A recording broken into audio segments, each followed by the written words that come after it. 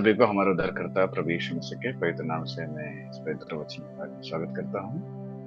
हम सब लोग आंखें बंद कर एक छोटा सा प्रार्थना करके परमेश्वर के वचन की ओर चले। सभी आंखें बंद कीजिएगा। स्वर्गीय विराजमान परमेश्वर, मैं आपको धन्यवाद करता हूँ प्रभु जी इस पवित्र समय के लिए। पिता परमेश्वर, हम सब लोग मिलकर तेरे पवित्र बातों को ध्यान करने के लिए हमें मदद करना, और यहाँ पर जितने भी लोग जुड़े हैं उन सबको परमेश्वर इस वचन के द्वारा आप उन्हें जागृत कीजिए, ताकि वो वचन को सुनकर प्रभु एक अच्छे और एक पवित्र जीवन बिता सके। प्रभु आपको धन्यवाद। सारी प्रार्थना यीशु मसीह के पवित्र नाम से विनती करते हैं। प्रियो, अभी लोग आज भजन संहिता के 170वां अध्याय को ध्यान करने वाले हैं। परमेश्वर ने दिए हुए इस अच्छे मौके के लिए मैं परमेश्वर को धन्यवाद करता हूँ, और यहाँ पर जुड़े हुए सभी लोगों को भी यीशु मसीह के पवित्र नाम से मैं आदर करता हूँ। 170वां अध्याय बाइबल में एक सबसे छोटा अध्याय है, केवल 2 ही वचन है, और केवल 2 वचन में काफी सारे विषय यहाँ पर हम देख सकते हैं। अब थोड़ा सा अगर इतिहास देखते हैं तो इस अध्याय पर मार्टिन लूथर, जो प्रोटेस्टेंट कलीसियाओं को जो प्रारंभ किए थे, उन्होंने काफी विभाजन को करके इस अध्याय को विश्लेषण किए हैं। मतलब इस अध्याय में वो एक भविष्यवाणी का अध्याय है, ताकि इसमें यीशु मसीह के बारे में भविष्यवाणियां हैं, और एक मतलब सीक्रेट चीज यहाँ पर छिपी हुई है यीशु मसीह के राज्य के बारे में। और तीसरा बात यह है कि एक चेतावनी परमेश्वर ने इस अध्याय के द्वारा देते हैं। एक शुभ संदेश को सारे जगत के लोगों को देना चाहते हैं, ताकि सारे जगत के लोग इस सुसमाचार को विश्वास करके अपने आप को क्या करें, बचा सके। तो चौथा चीज यह है कि केवल एक निर्देश, यानी कि मनुष्य जो है विश्वास के द्वारा वो अपने आप को बचा सकता है, और कोई उसके लिए दूसरा रास्ता नहीं। मतलब इस संसार में जो अन्नदान करते हैं, जो पुण्य के काम बोलते हैं, उन कामों से उद्धार नहीं है, बल्कि यीशु मसीह के ऊपर ही विश्वास रखने से उद्धार है करके मार्टिन लूथर, जो आदि प्रोटेस्टेंट कलीसियाओं को जो गलत सिद्धांत थे, उस गलत सिद्धांतों को लड़कर जो सही कलीसिया को बनाने में या सही कलीसिया को शुरू करने के लिए जो मदद किए थे, परमेश्वर ने इस्तेमाल किए थे, उस मार्टिन लूथर ने इस ढंग से इस अध्याय को क्या करते हैं, विश्लेषण करते हैं। आज भी हम लोग इस अध्याय के द्वारा कम से कम 3 बातों को हम क्या करेंगे, ध्यान करेंगे। देखिए कि मैं बहुत सारी चीजों को बता सकता हूँ, लेकिन समय ना रहने के कारण हमें इसमें से केवल 3 बातों को हम क्या करें, ध्यान करेंगे। 117 अध्याय का पहला जो पद है, अगर उस पद को अगर आप पढ़ते हैं तो मेरे साथ देखिएगा। अगर आप कोई अगर निकाले हैं तो आप उसको पढ़िएगा। 117 अध्याय का पहला पद पढ़िएगा। हे जाति जाति की सब लोगों, यहोवा की स्तुति करो। हे राज्य राज्य के सब लोगों, उसकी प्रशंसा करो। बस देखिएगा, हे जाति जाति के सब लोगों यहोवा की स्तुति करो, हे राज्य राज्य के सब लोगों उसकी प्रशंसा करो। देखिएगा, यहाँ पर सबसे पहला ये बात है कि परमेश्वर यहाँ पर इस वक्त के द्वारा जो इस भजन संहिता को लिखे हैं, इस अध्याय को लिखे हैं, उस वक्त के द्वारा सारे जाति के लोगों को और सारे राज्य के लोगों को एक चुनौती देते हैं, एक स्वागत देते हैं कि आओ यहोवा का क्या करें, स्तुति करें, और उसी परमेश्वर का प्रशंसा करें। जी प्रियो, दुनिया में परमेश्वर जो है एक भविष्यवाणी ही यहाँ पर दिखाते हैं हमें कि परमेश्वर अभी नहीं है, बल्कि काफी वर्षों से पहले। हम ये भी देखते हैं, बाइबल को अगर सही से पढ़ते हैं, ध्यान करते हैं, जगत की उत्पत्ति से पहले ही परमेश्वर यही चाहते थे कि सारे जगत के लोग एक पवित्र जीवन बिताएं और एक निर्दोष जीवन बिताएं और सारे धरती के लोग क्या करें, एक अच्छी राह पर जिंदगी बिताकर परमेश्वर के नाम को वो क्या करें, महिमा करें। इसलिए यहाँ पर एक भविष्यवाणी परमेश्वर दिखाना चाहते हैं कि सारे लोग और सारे राज्य के लोग और सारे जाति के लोग आकर यहोवा का, यानी कि परमेश्वर का, सृष्टिकर्ता का वो प्रशंसा करें। हम अगर प्रकाशित वाक्य 5वां अध्याय 9 पद में जाके पढ़ते हैं तो इस बात जो है वहां पर फुलफिल होता है।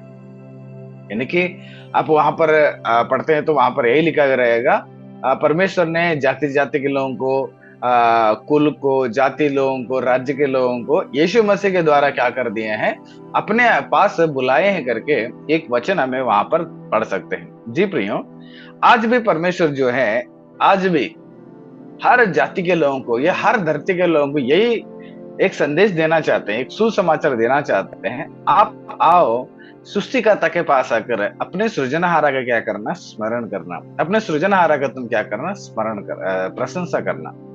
लेकिन ये तो उन लोगों के लिए हो गया, लेकिन हम लोगों के लिए जब प्रभु यीशु मसीह के पास आए हैं, जो उद्धार के रास्ता में आकर उद्धार के मार्गों में हम जीवन बिता रहे हैं, हमें ये वचन को पढ़कर हमें अपने आप को परखना चाहिए। क्या मैं परमेश्वर को स्तुति करता हूँ?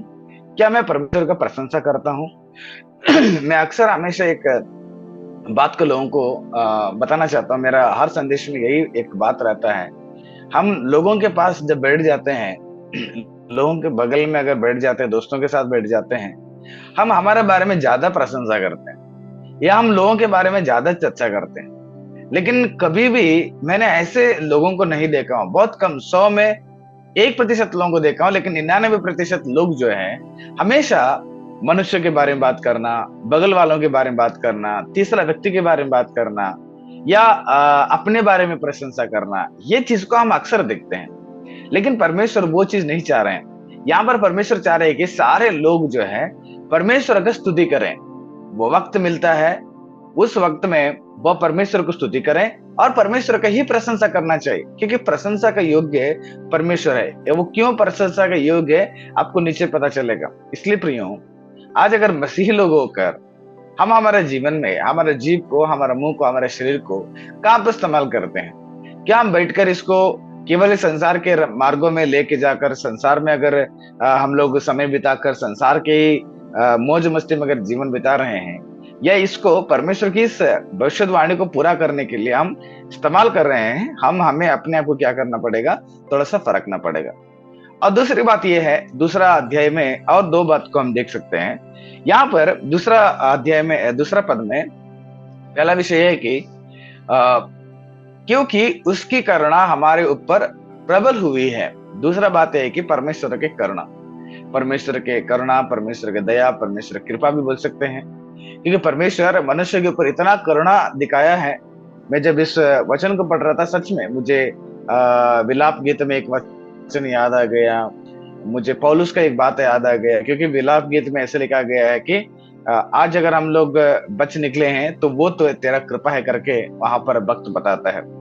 एक बार पौलुस ने परमेश्वर के पास जाकर अपने दर्द के बारे में, एक वीकनेस बोलते हैं, उस निर्बलता के विषय में पौलुस ने काफी बार परमेश्वर प्रार्थना करते हैं। परमेश्वर के प्रार्थना करने के बाद परमेश्वर भी यही बात को पौलुस को एक संदेश देते हैं कि पौलुस, मेरे ही कृपा तेरे लिए काफी है। जी प्रियो, आज इस संसार में परमेश्वर का जो कृपा है हमारे लिए बहुत ताकत है। वो इतना ताकत है कि हमारे जीवन में कुछ भी नहीं दे सकता है, नहीं कर सकता है, हमें आगे नहीं बढ़ा सकता, लेकिन परमेश्वर का कृपा जो है हमें आगे लेके जाकर हमें एक बहुत ही मजबूत रास्ता में वो लेकर जाता है।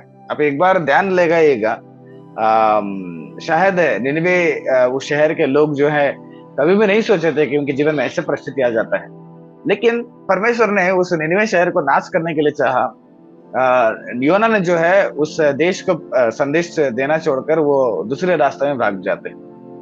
लेकिन थोड़ी देर के बाद परमेश्वर ने फिर से योना को पकड़ के फिर वो निनवे शहर को, योना को परमेश्वर ने भेजने के लिए प्लान करते हैं। प्लान करने के बाद परमेश्वर योना के द्वारा उस संदेश को पहुंचाया, और योना संदेश को पहुंचा के आने के बाद निनवे के शहर के लोग भी अपने आप को सरेंडर करते परमेश्वर के पास, और घुटने टेक कर उपवास रहकर वो प्रार्थना करते। प्रार्थना करने के बाद वो बच निकलते हैं। तभी योना के अंदर के संदेश को जो है, संदेह को जो है परमेश्वर ने वहां पर क्लियर करते हैं। कि लगभग 2 लाख लोग वहां पर थे, 2,30,000 लोग में शायद उतने लोग वहां पर थे, और इतने लोग को संदेश पहुंचाने के छोड़कर योना ने भाग निकला। लेकिन परमेश्वर की जो करुणा है ना, वो बहुत ही अपार है प्रियो। ये निनवे के लोगों को विनाश करने की परमेश्वर की इच्छा नहीं है, क्योंकि निनवे के लोग दंड पाने के योग्य थे। निनवे के लोग परमेश्वर के उस ताड़ना को पाने के लिए तैयार थे, वो उसी की योग्य थे। इस संसार में अगर कोई हत्या करता है, अगर इस संसार में कोई अपराध करता है कानून के हिसाब से, तो उसको कानून के हिसाब से सजा देना ही चाहिए, वो उसी के लायक है, और उसको किसी भी प्रकार से उसको बचाने के कारण नहीं हो सकता है। लेकिन यहाँ पर परमेश्वर ने उन निनवे के लोगों को बचा लिया। ठीक उसी ढंग से परमेश्वर ने वहां पर नहीं बल्कि आज भी हर एक मनुष्य के ऊपर इतना दया करते हैं, मनुष्य इतना गलती करने के बावजूद भी हमें एक मौका देते हैं कि फिर से ये लोग आज बदलेंगे, कल पवित्र जीवन बिताएंगे, कल मेरे लिए जीवन बिताएंगे।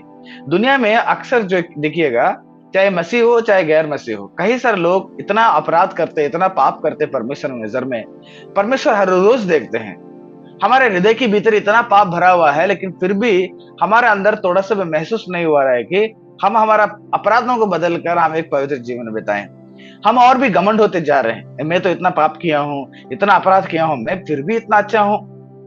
मतलब आपके ऊपर परमेश्वर ने करुणा दिखा रहा है, दया दिखा रहा है कि आपको एक और मौका मिले, आपको एक और मौका मिले। मौका दे देकर आपको क्या कर रहा है परमेश्वर, बचा रहा है, ताकि आपको बदलें, आप आपके जीवन को बदल सकें, आप एक नए जीवन के और आ सकें, आप एक पवित्र जीवन की ओर आ सके, परमेश्वर की इच्छा को पूरा करें।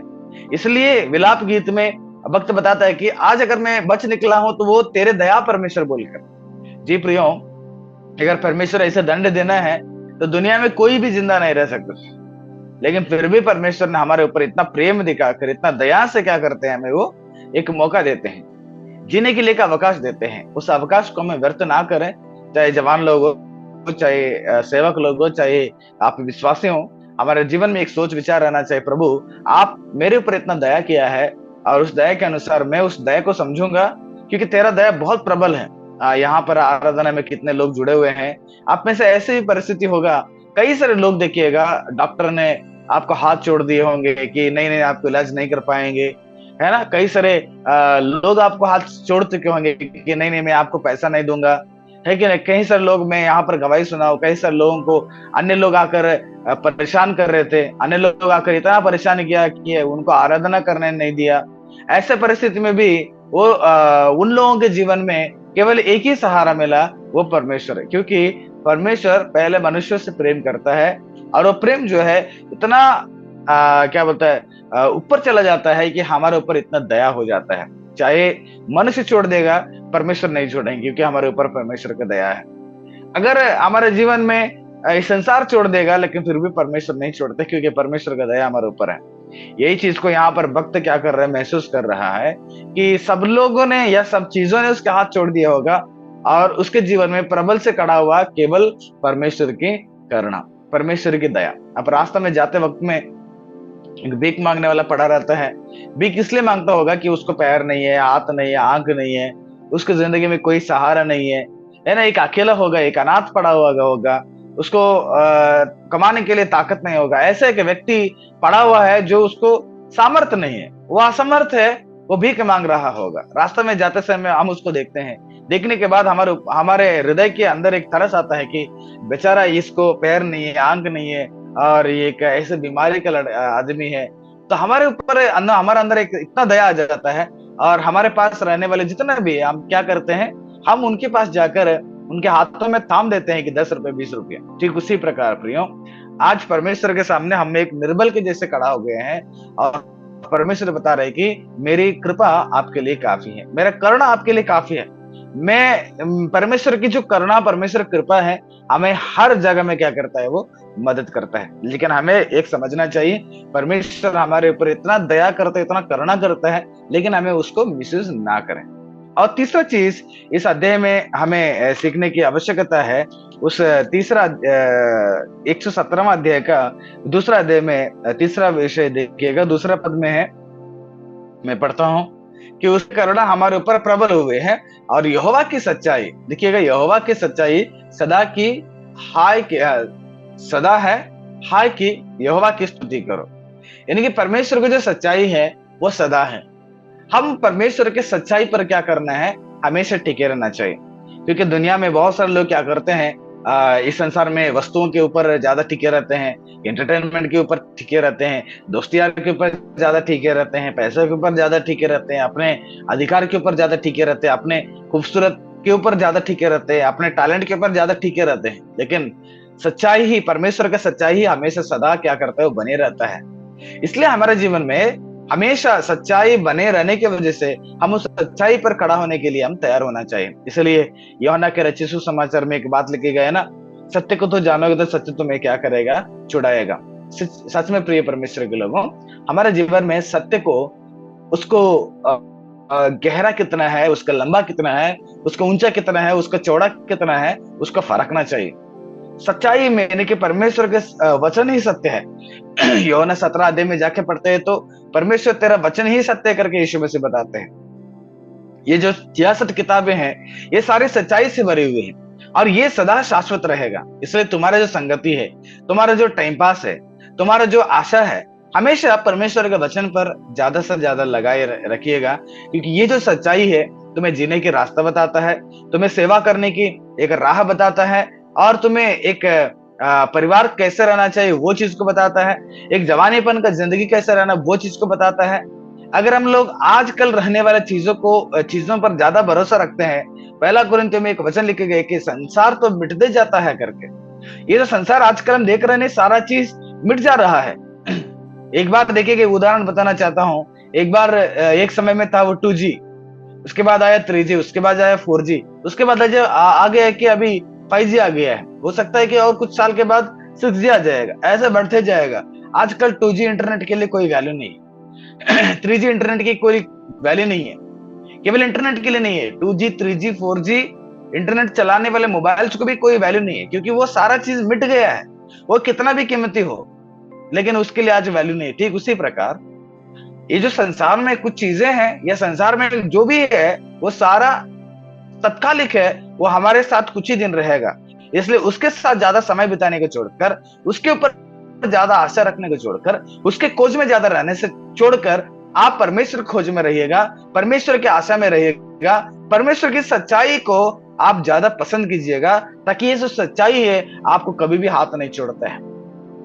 आज भी मेरे और आपके जीवन में अगर इतना मजबूत से अगर खड़े हुए हैं, ये सच्चाई है। आज जो राजनीति को देखते होंगे, या संसार के लोगों को देखते होंगे, आपके अगल बगल के परिस्थितियों को देखते होंगे, ये सच्चाई आपको बहुत बल देता है, ये सच्चाई आपको बहुत साथ देता है। मैं हमेशा जब परमेश्वर का वचन पढ़ता हूँ, जब भी मैं बैठ कर अगर एक भी अध्याय पढ़ता हूँ, उस अध्याय के द्वारा मेरी आत्मा यानी मेरे मन में कहीं ना कहीं एक सामर्थ्य देता है परमेश्वर ने।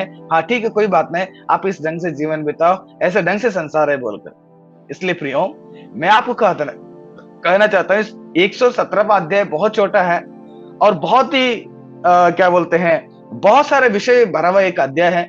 केवल मैं 3 चीज को मैं आपके सामने रखा हूं कि सबसे पहला, परमेश्वर सारे जगत के लोगों को एक संदेश देना चाहते हैं कि आओ आप स्तुति करो तुम्हारा सृजनहारा को, आप उस परमेश्वर का प्रशंसा करो, वरना उनके जीवन में या हमारे जीवन में आने वाले दिन में परमेश्वर ने देने वाले उस न्याय में, या उस परमेश्वर के उस दंड में हम कभी भी पार नहीं हो सकते हैं। अगर परमेश्वर के इस न्याय की सभा में अगर खड़ा नहीं होना चाहिए, अभी से हम लोग परमेश्वर को ज्यादा स्तुति करें और अभी से परमेश्वर की ही ज्यादा प्रशंसा करें। प्रशंसा मतलब परमेश्वर का हम सुसमाचार करें। यहाँ पर जितने भी बपतिस्मा लिए हैं, आप सबका एक जिम्मेदार बनता है कि आप परमेश्वर के नाम को प्रशंसा करना चाहिए। लोगों के पास जाकर सुसमाचार के जैसे उस बातों को लोगों को क्या करना है, फैलाना चाहिए। दूसरी बात यह है, परमेश्वर करना हमारे जीवन में इतना प्रबल से कार्य करता है, आज भी वो हमें इतना मदद करता है, और इस करुणा को हम इस्तेमाल करें। हाँ परमेश्वर, आपने इतना दया से मुझे आज तक बचाया है। मैं अनाथ होकर पड़ा हुआ था, लेकिन मुझे एक आसरा दिया है। मैं अनपढ़ था, लेकिन मुझे एक ऐसे जगह में खड़ा कर दिया है। प्रभु, मैं उस काल की काम कार्य के लिए काबिलियत नहीं था मेरे पास, लेकिन आपने मुझे ऐसे एक जगह में खड़ा कर दिया। ये सारे आपकी कृपा है प्रभु जी, करके आप परमेश्वर के उस कृपा के योग्य क्या करना, धन्यवाद के जीवन बिताइएगा। अगर रास्ते में भीख मांगने वाला को अगर 20 रुपए देते हैं, वो आपका चेहरा देखता है, क्योंकि उसके दिल में ये थरस रहता है कि मैं उसको कैसे धन्यवाद कहूं। ठीक उसी प्रकार प्रियो, परमेश्वर कृपा में वो आपके ऊपर कृपा करता है, हमारे ऊपर कृपा करता है, बहुत प्रबल से कार्य करता है, और उसके लिए हम लोग विश्वास योग्य जीवन बिताएं। और तीसरा चीज ये है कि परमेश्वर का सच्चाई जो है वो सदा रहती है। उस पर आशा रखें, उस पर भरोसा रखें, उस पर ज्यादा उसी का खोज में रहें, और उसके साथ ज्यादा समय बिताएं, ताकि वो आपको साथ देगा, आपके जीवन में बहुत बड़ा हिम्मत देगा। आपके संसार के जीवन हो या मसीह का जीवन हो, या कलीसिया हो, चाहे परिवार हो, चाहे जवानी का जीवन हो, हर जगह में आपको परमेश्वर का जो वचन है, जो सच्चाई है, आपको हाथ पकड़ेगा। ये सदा के लिए रहेगा, सदा के लिए रहेगा। आप मर भी जाएंगे, लेकिन ये सच्चाई हमेशा दूसरे आदमी के लिए सदा रहेगा। सारे मानव जाति के लिए हमेशा के लिए सर्व सदा और युगानुयुग रहने वाले एक ही चीज है, परमेश्वर का वचन। ये वचन कभी मिटेगा नहीं, वचन कभी टलेगा नहीं। इसमें रहने वाला सारा चीज जो है वो भरपूर होने के तक क्या करता है, इसके एक भी अंश यहाँ से नहीं मिटेगा, ये सदा शाश्वत रहेगा। इसलिए इसके खोज में आप रहिएगा। परमेश्वर बहुत ऐसे इन वचनों के द्वारा आपको आशीष करें। आंखें बंद करें, प्रार्थना करें। स्वर्ग में विराजमान परमेश्वर, मैं आपको धन्यवाद करता हूँ प्रभु, स्तुति करता हूँ। इस पवित्र समय में हम सब लोग मिलकर तेरे वचन को ध्यान करने के लिए मदद किया प्रभु। इस आराधना में जितने भी लोग जुड़े हैं, उन सबके जीवन में इन 3 वचनों के द्वारा, 3 बातों के द्वारा प्रभु जी उनके आत्मिक जीवन को मजबूत कीजिएगा। प्रभु आप हर एक व्यक्ति को शुद्ध संदेश देते हो, ताकि उसके जीवन उद्धार पाए, वो कभी दंड ना पाए। और दूसरा चीज परमेश्वर, हमारे ऊपर आपकी जो करुणा दया है बहुत अपार है प्रभु। इसलिए हम आपको धन्यवाद के जीवन बिताने के लिए मदद करना, और तेरे सच्चाई सदा रहता है।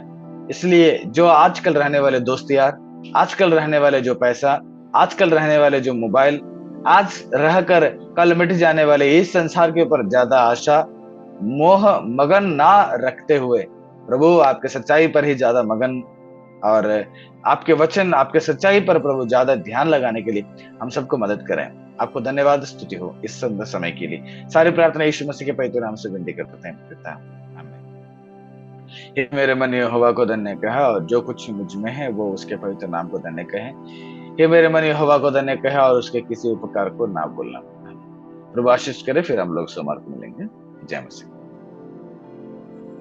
जय मसीह की सर जी। जय मसीह के ब्रदर।